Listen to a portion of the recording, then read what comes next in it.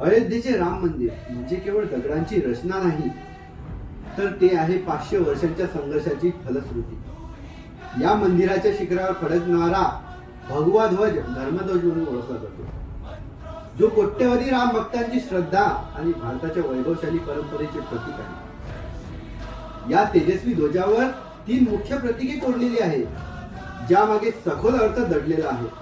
पहिले आणि सर्वात महत्त्वाचे आहे सूर्य। याचे कारण मर्यादा पुरुषोत्तम प्रभू श्रीराम हे सूर्यवंशी घराण्यातील होते। सूर्य हे तेज, शौर्य, ऊर्जा आणि दैवी शक्तीचे प्रतीक आहे, जे प्रभू श्रीराम यांच्या वंशाचे प्रतिनिधित्व करते। दुसरे प्रतीक म्हणजे सनातन धर्माचा मूळ मंत्र ओम। ओम हे अक्षर म्हणजे शाश्वत आत्मिक ऊर्जा, ब्रह्माचे स्वरूप आणि संपूर्ण विश्वाचा नाद आहे।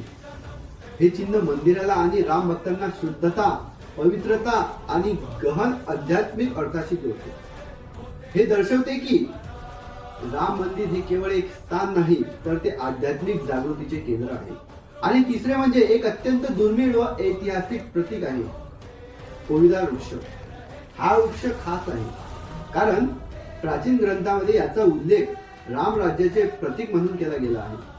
हे चिन्ह अयोध्येच्या प्राचीन ध्वजाची आठवण करून देते आणि भारतीय संस्कृतीच्या दीर्घ परंपरेचे सातत्य दर्शवते।